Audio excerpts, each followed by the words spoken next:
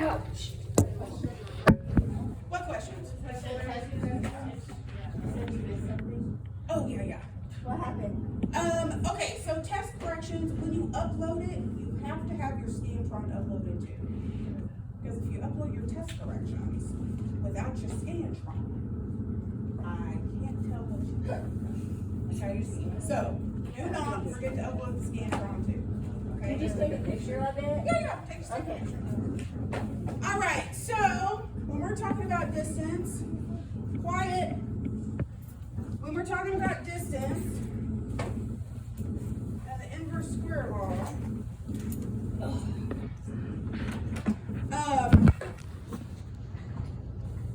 so the inverse square law is intensity 1 over intensity 2 equals distance 2 squared over distance 1 squared.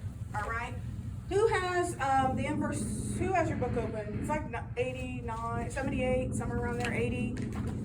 I want you to read somebody read like inverse square law to me, just the like definition. The intensity of radiation as measured in MR is inversely proportional to the square of the distance from the source. In other words, as an example, if the distance is doubled, the intensity decreases to 1/4 the original. Okay, value. So if the distance is doubled, the intensity decreases by 1/4. Intensity doubles. So if I'm at 36 inches and my intensity is 100,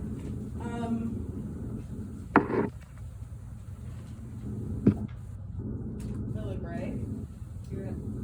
So if I'm at 36 inches and my intensity is 100 and I increase my distance to 72, which is doubled, what's going to be my intensity?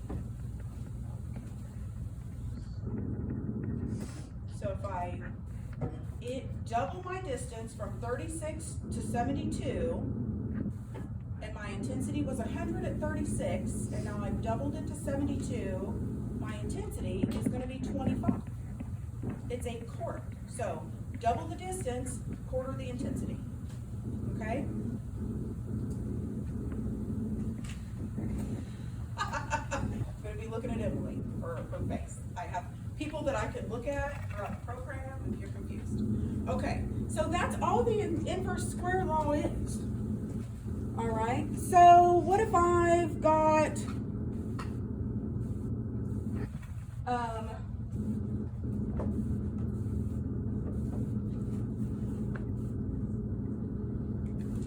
so what if I'm at 70, so what if I'm at 72, okay, and my intensity is 25, and then I'm going to move it into 36. It'll go back to 100, okay? So read that last one for me again, the last sentence you read. If the distance is doubled, the intensity decreases to 1/4 of the original. Decreases 1/4 of the original. What's 1/4 of 100? 25. Okay. All right. So, how does that help you when you're doing the equation? Because it won't always be a double, okay? But it does at least, you should at least know you're on the right track, okay?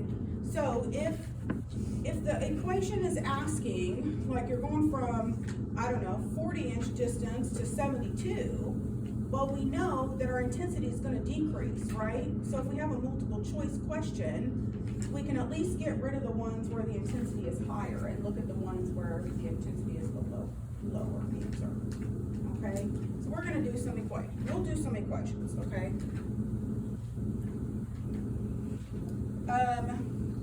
We'll come back to the inverse square law. All right. So, distance, or SID. All right. Source to image distance. Source to image distance. All right. So in X-ray, we usually only use a couple, maybe 3 different distances when we're doing X-rays. Okay. 172 the other's 40, all right? Now, every once in a while, we'll throw in a 60 or a 48, but those are typically the two that we use. So 72-inch distance, usually for a chest x-ray, 40-inch distance for extremities, abdomen, okay? And there's a method to the madness, okay? There's a reason why we do that. So,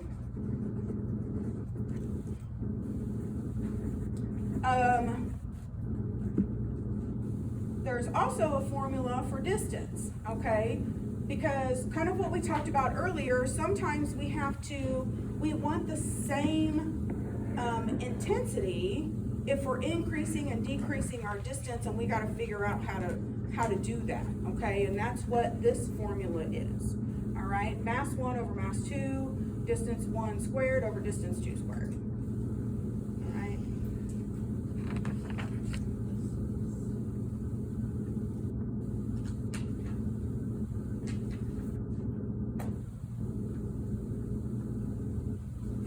We'll talk about that more here. We'll do some problems here in a little bit, okay? Is there a specific inverse square? It's the mass, Yeah, it's just direct. it's in there. They're both the same. They're not. Inverse and direct square. All right, review. The total quantity of X-ray photons produced during exposure determined by the C, mass. All right.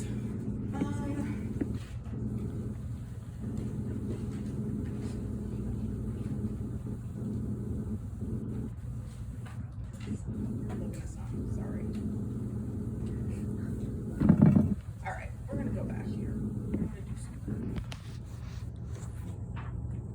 All right. I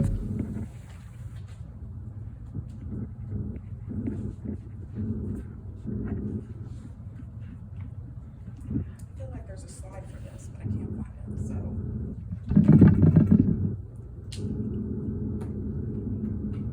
I'm just gonna keep going, and I think I'll run into the slide. If not, I'll go back and talk to it. It's about SID, okay? Okay, so beam modification. So an X-ray beam can be modified before and after it enters the patient. So these alterations can improve image quality and reduce dose. Okay, so how do we modify the X-ray beam? Well, we've got filtration, okay, that's in the X-ray tube. So back in the day, when Rankin's wife's fingers fell off, there was no filtration on the X-ray beam, or the X-ray tube, okay?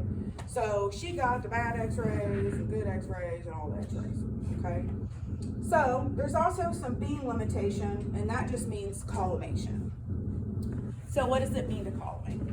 Well, we want to collimate down to our body part, and that helps reduce scatter radiation, okay? So.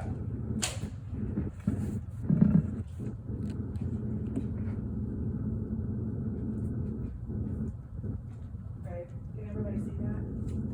See that? Here, I can do it.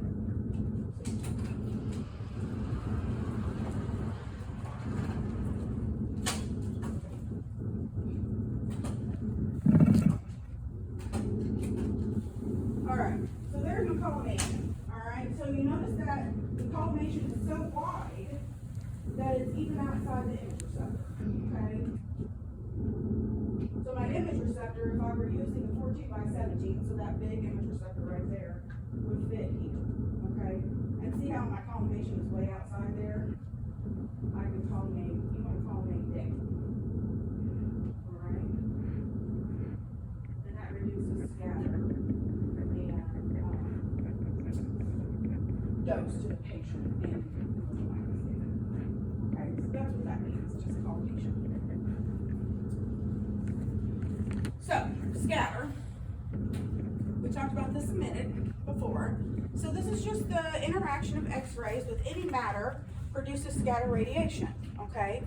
Scatter provides little diagnostic information to our image, all right? So when there's scatter on the image, it kind of makes our image blurry, all right? And there's there's only so much we can do about that, all right?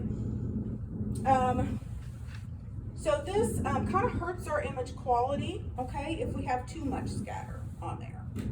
And how do we control it? Well, we collimate, just like I showed you, okay? We can use a grid, all right? And a grid is something that is, you can put all over the cassette, and it's also built into a lot of Buc-ee's already, okay? So if I were to use a grid on a portable, that would be something that I would put on top of my cassette, okay? That's a grid. Oh, you know what? I can go back.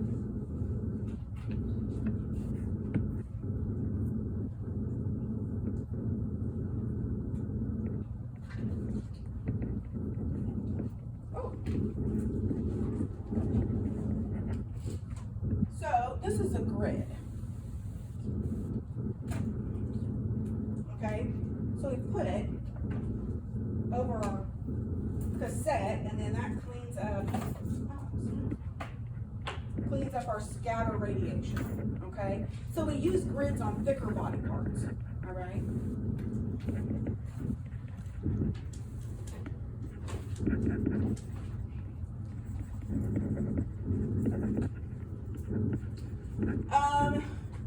And then our filtration, which is actually built into our X-ray tubes. So we don't have anything to do with the filtration, that's what comes with the machine, okay?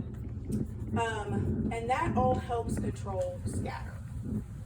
So the filtration is good because, and the grids, is because any of those like photons that are going other directions than they should, they get absorbed, okay? Or before they like even come out of the X-ray tube, before they strike the image receptor, if we're using the grid, okay? But we can only control it by so much, all right? You're always gonna have some amount of scatter radiation, okay?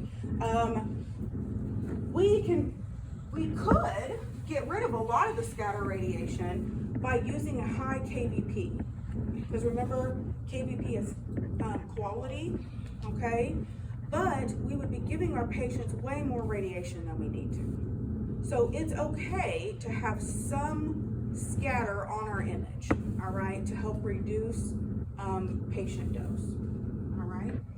And so who decides that? Well, the radiologists decide that. They decide how much scatter they want on an image, and that's what helps us to figure out how much technique we're going to use when we x-ray a patient, okay? Because there should be technique charts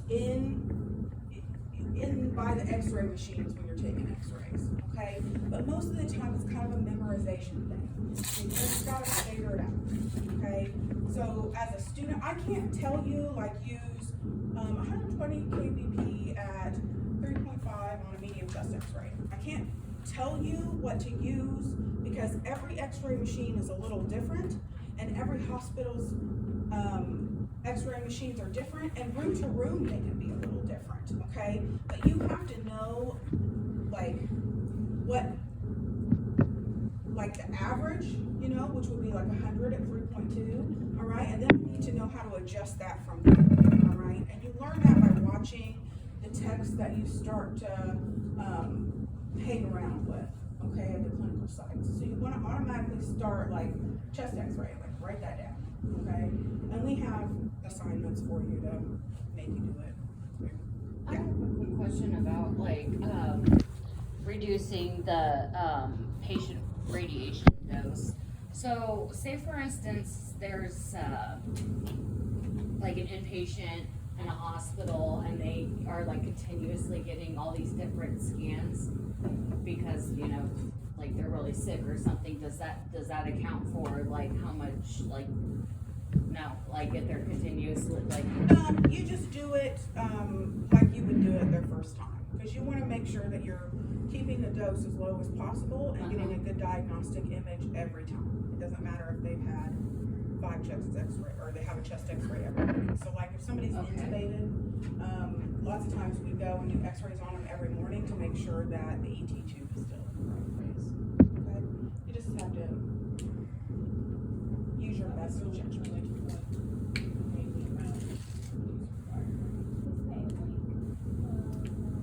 So we don't watch really the daily amount that some like patients get. If they're getting like a CT or big doses of radiation, we do document how much radiation we gave them in those big. Or we do at the Children's Hospital. Now I don't know if the adult hospitals do it.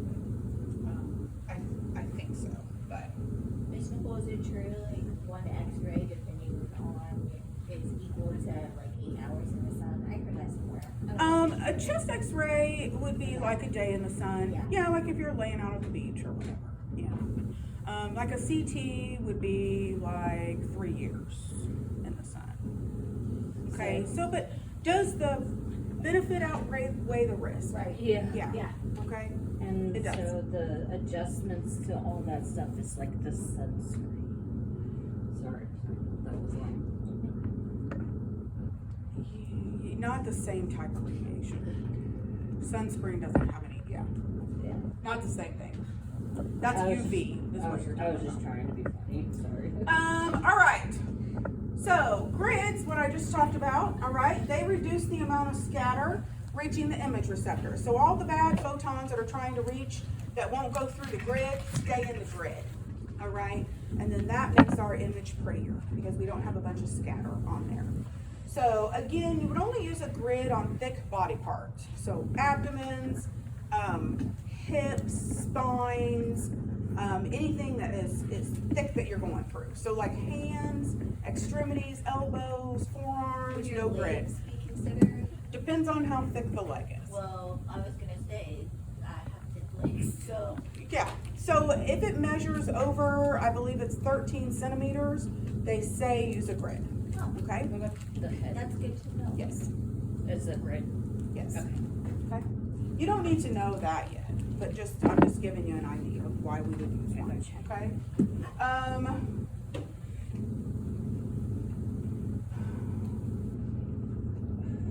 So grids are described according to grid ratio and frequency. So basically that just means the distance between the lead strips and the height of them is what the grid like ratio is. So it might be an 8-to-1 or a 12-to-1 grid, all right? And so don't get caught up in that yet, okay? But that's just what that means. So the higher the grid ratio, the more it's gonna help the scatter, okay?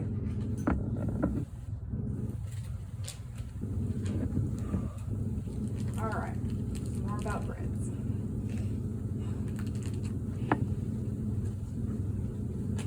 Oh, so those are just kind of your characteristics of a grid. We're not gonna get into that yet, okay? So we won't need to know this for the test. You just need to know what the characteristics are, not necessarily what it is. Let's put it that way. So if you see, those 4 listed and maybe something else, and it says which one isn't a grid characteristic, okay? And those are all the characters. They just says it right there. Half value layer. So this is the amount of absorbing material that will reduce the intensity of the X-ray beam to half its original value. All right, or used as a way to express X-ray beam quality. So what does this mean? So there's aluminum, that's the filtration material that's used to calculate the half value layer, all right? So, and it's usually expressed in millimeters of aluminum. So what does that mean? I'll read it again. The amount of absorbing material that will reduce the intensity of the X-ray beam to half its original value. So if I need to put, 10 millimeters of aluminum in the tube to reduce the intensity by half value layer. Okay, maybe it needs 20, I don't know. It's not something that you do per se, all right? It's something that like your biomed engineers would have to do, but you just need to know what half value layer is, okay? And that's the definition. This is usually used to calculate like the quality of the X-ray beam, okay?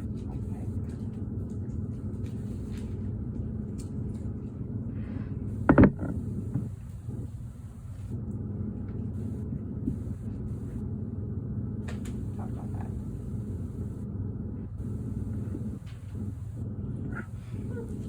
We're not gonna talk about film screen.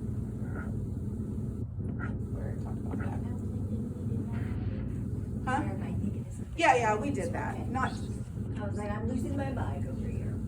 So film screen is not on your registry anymore, okay? But it is kind of necessary just to know the background of it, all right? So you don't need to know really how it works, all right? So the photostimulable storage phosphor, okay, or PSP is usually what we say. This is just your other imaging plate, all right?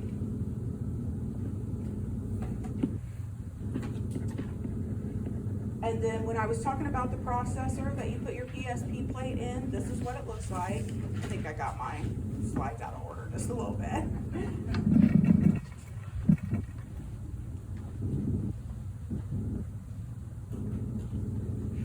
So there's your barium fluorohalide crystals, okay? You were talking about where it's stored, that's where they're stored. And they're released when the laser scans them, okay? So, if an image is underexposed, okay, the image looks grainy. We call it grainy or noisy or quantum model, okay? So, underexposure results in quantum model. And that's what that is. See how that's all grainy and yucky looking in there? This is bad, all right? Because the radiologist can't read this x-ray in the detail that they need to read it in, all right? Because we can't really see any detail in there, right? With all that grainy, like noisy looking image. You would have to take this x-ray again. Yeah, because you done messed up, okay? So you didn't use a good enough technique, all right? So CR and DR systems can help us with our techniques now. So back in my day, you had to be perfect on your techniques, okay? Because what the technique used is the technique that I got, okay? But now, with the CR and DR, there's things that help fix your technique if you don't have it spot on. It can fix it if it's too high, but it cannot fix it if it's too low. This is what you get, okay?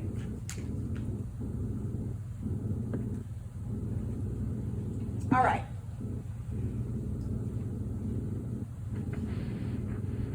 So, some digital radiography.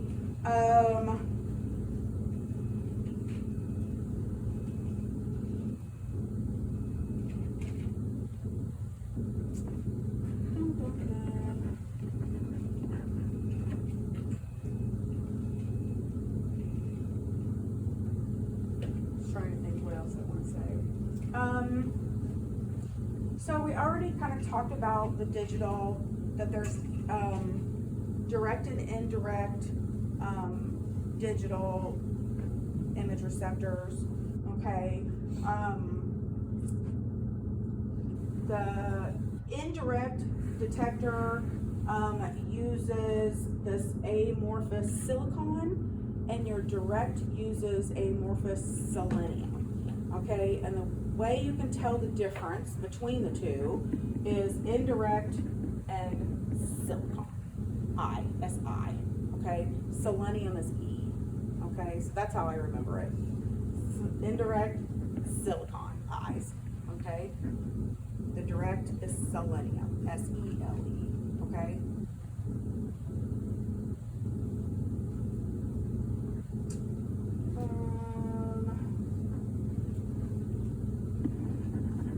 Trying to decide how much I want to get into with you. I think that's it. Bless you.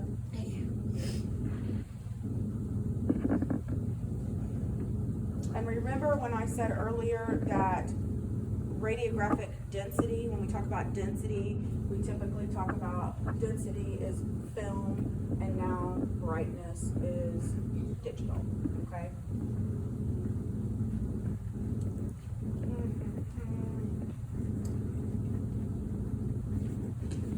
So, all right, so your digital cassettes, all right, remember I said that lots of times they stay in the buckies, all right, but some of them you can take out, okay, but they still work basically the same, okay. So you've got direct and indirect digital detectors, all right, and digital detectors are made up of dells, all right. Do you guys know what pixels are? Okay, so dells and pixels are similar, all right. So if you have a TV, let's say we're going shopping for a TV, all right, and we see a TV that's 500 by 500 pixels, or a TV that's 1000 by 1000 pixels. What has the best resolution? The 1000, okay. More pixels, better the image, okay. That's the same thing with a dell. All right, they're the same thing. It's just a digital detector, okay? A digital element. It's similar to a pixel, all right? So all these little square things are dells in here, all right? And that's where your data is stored. Or your like latent image, okay? We kind of talked about that earlier, all right? But they're only stored there for a hot minute, okay, until it's processed into a manifest image, all right?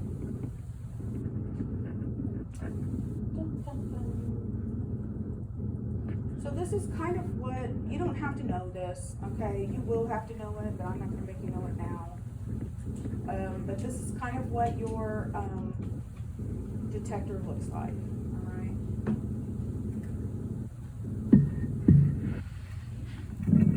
All I expect you to know right now is the 4 different ones. Film screen, CR, digital, which encompasses direct and indirect, okay? You don't need to know how they work, all right? You don't need to know all of the cesium iodide and the scintillators and your TFT plates and how all that works, okay? You'll have a class, literally, that's just over that, all right? That's all I need you to know on that.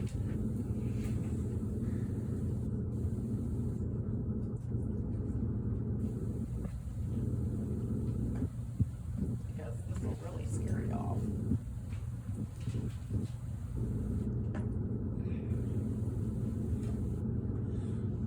So, the key features of digital uses no cassettes, okay? Your image is displayed in seconds, and your detector can be direct and indirect, and they both use this thin film transistor or TFT, okay? So that's like your basic information that you need to know. All right, so let's talk about DR detectors, okay, and why we like them, all right? Well, you've got this exposure latitude, all right? And that is basically the range of exposures that can be used and still result in the same quality of image, all right? That's because the digital, like I said before, helps us make a good image, all right? We don't have to have our technique perfect, okay, with digital. So it gives us an exposure latitude to do that. So I can use 100 kbp at 5 mass or 90 kbp at 4 mass and still get the same image, basically. Okay, so it just means that all those different exposures I can use will get the same picture. okay? That's my exposure latitude. I've got a big latitude of exposures that I can use to get the same image, all right? So exposure index, this is a numeric representation of the quality of exposure received by the digital image receptor, all right? So when I x-ray a person, the machine will tell me how many photons have struck the image receptor, okay? Why do I need to know that? Well, remember I told you we got this exposure latitude that helps us out, all right? And remember I said that the x-ray machine can fix your image if you use too high of exposure, but not if you use too low. So what do you think x-ray techs do? Any ideas? Well, Make sure. they use more than they need to, right?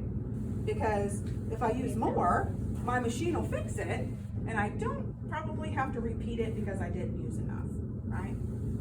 So this is why we've got this exposure index on there, because every machine tells us where we need to be for that specific body part, all right? If we've used too much, the right enough, or not enough, okay? Too much, the right amount, or not enough, all right? So that keeps x-ray techs from overexposing their patients, okay? Because we can see like, ooh, I used 100 at 4, but my exposure index reads 10, okay? And it should read 3, all right? But by looking at the image, you can't tell the difference because the x-ray machine fixes it, okay? So you gotta pay attention to that exposure index, or you're gonna be overexposing your patients, and we don't wanna do that, all right? So,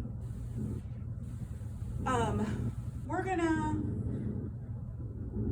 do a little bit on the x-ray machine back there, so some of this makes more sense, okay? Here in a little bit. So you also have this thing that digital x-ray machines do. It's called automatic rescaling, okay? And that's when I said it fixes your image. That's what the automatic rescaling does, all right? So what happens is when you get ready to take an x-ray, you're gonna pick your body part that we're gonna take, okay? So Tiffany walks in, she needs a chest x-ray, I get in the x-ray machine and I select chest x-ray, all right?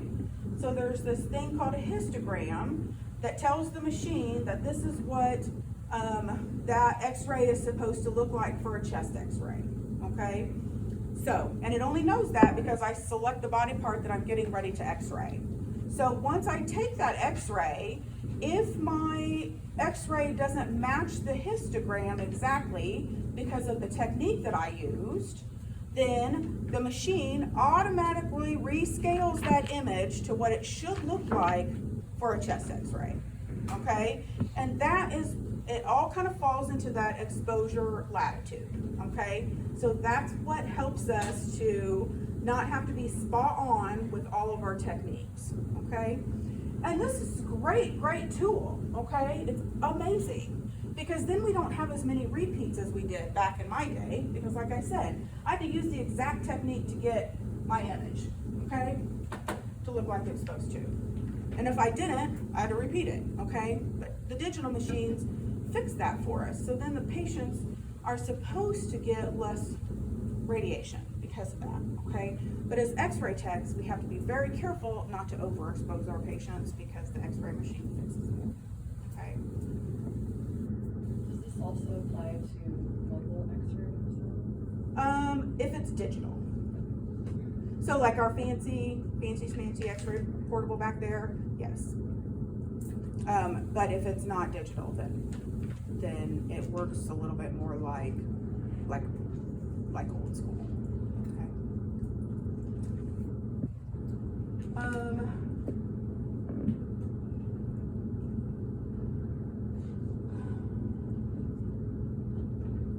So I think in your book it talks a lot about this EI number, that exposure index, and it goes into like Carestream and all these different manufacturers of x-ray equipment. They all have a different number that they use, okay? But it all means the same thing. You still have to be in the certain range of what the x-ray machine expects it to be in for that body part, okay?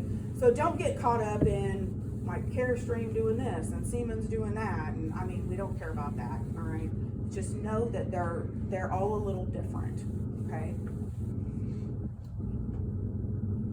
So, one more time, image noise results from underexposure.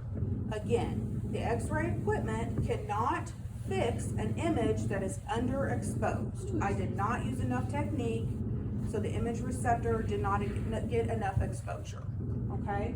It cannot fix that. So then the noise is going to impact the ability for you to see detail on an image, right?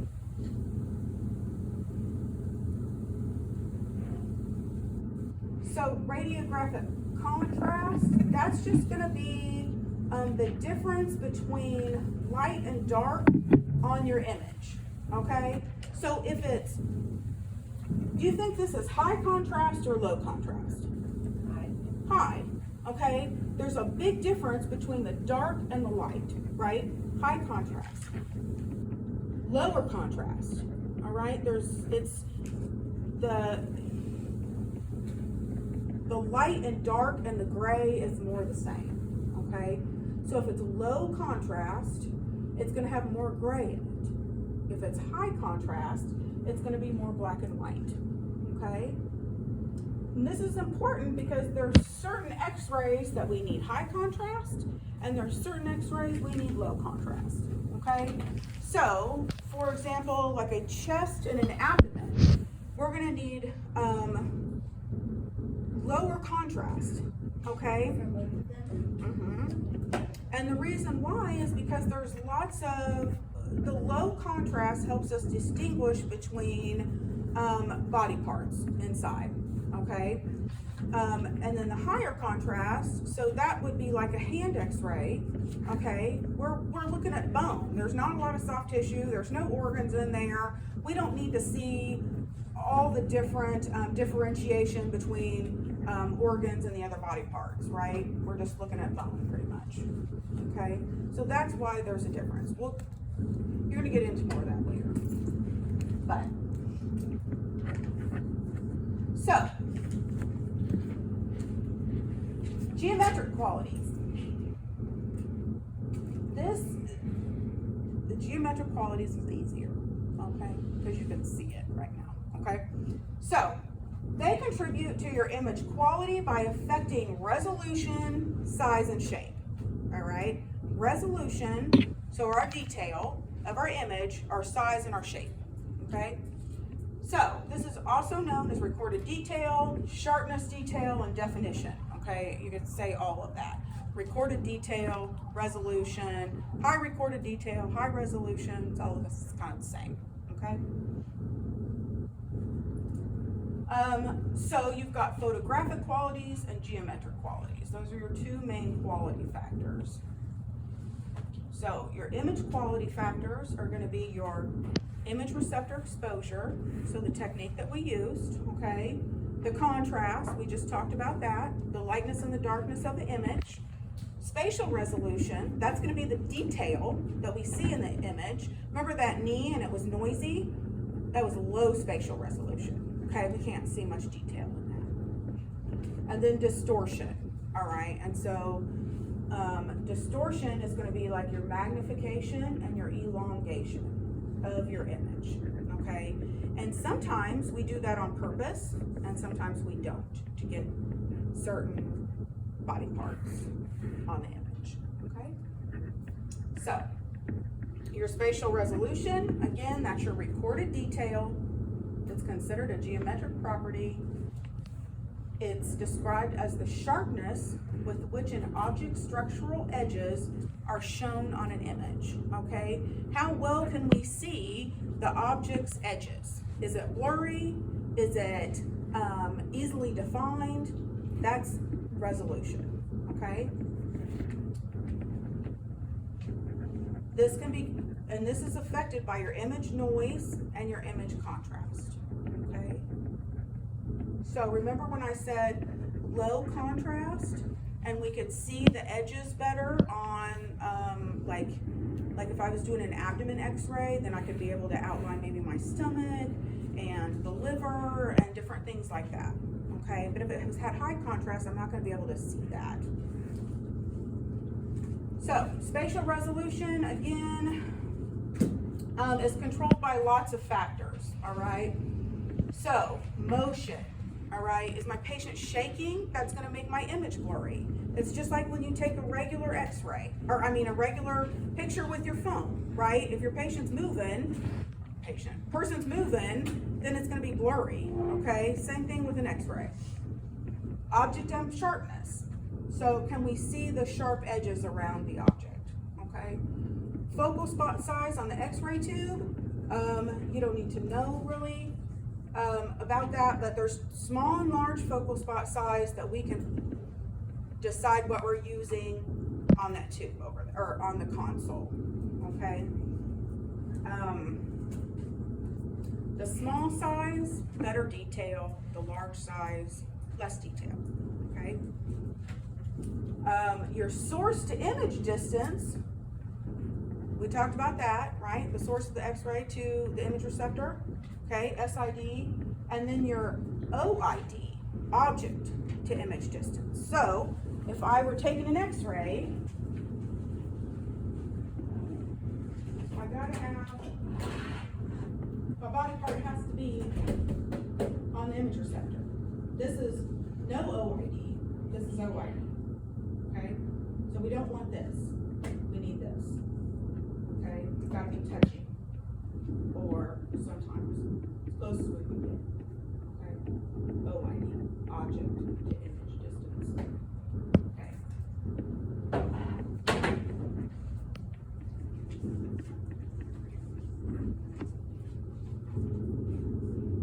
And then materials used, that just means, that could mean your image receptor. Okay.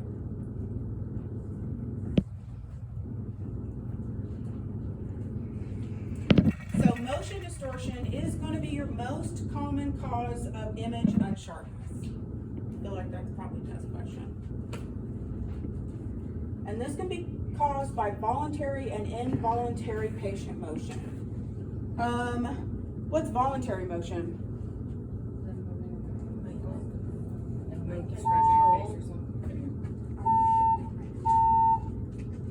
Hopefully they're just messing with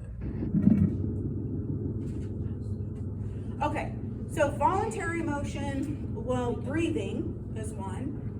Okay, how many times have anybody had an x-ray and they say, hold your breath? They're controlling the voluntary motion, okay? I mean, you can't go forever without breathing, but we can't control that, okay? Involuntary, give me an example of involuntary. Heart, good. What else? No, not really, not for x-ray. Nope, not really. Because you gotta think about, in terms of x-ray. What about So like heart's gases? good. Like gases. What's the other button? Yeah, peristalsis, okay?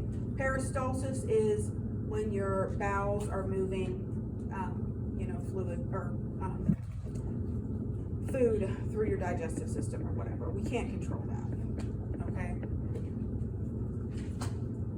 And I mean, if you want to get like technical, like Parkinson's or something like that, would be kind of involuntary because they wouldn't be able to hold still, but those are your main things.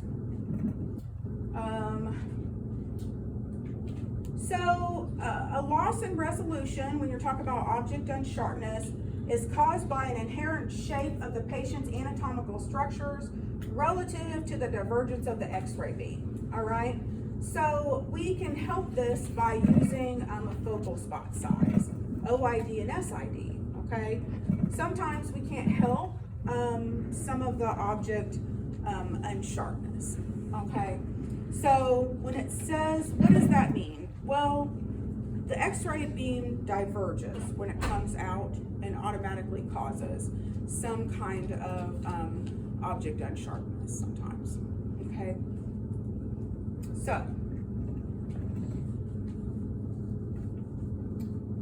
Theirs are all the fun factors affecting recorded detail.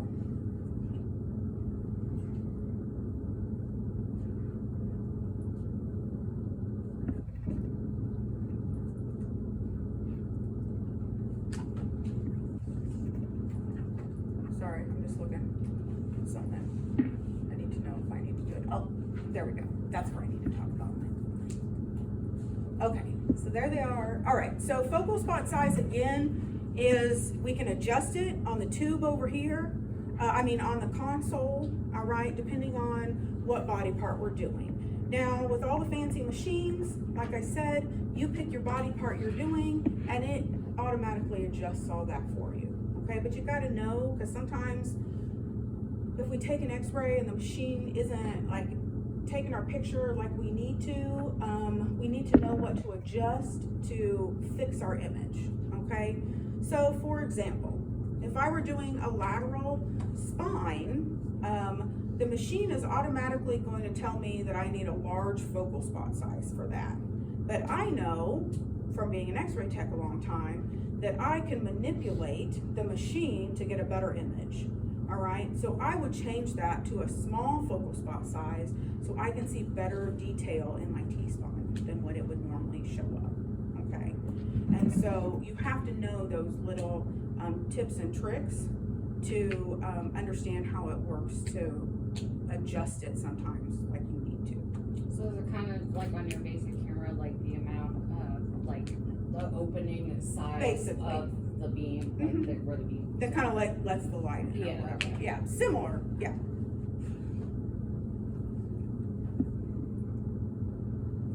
All right, so source to image distance. Well, the distance between the x-ray tube and the target of the image receptor, okay?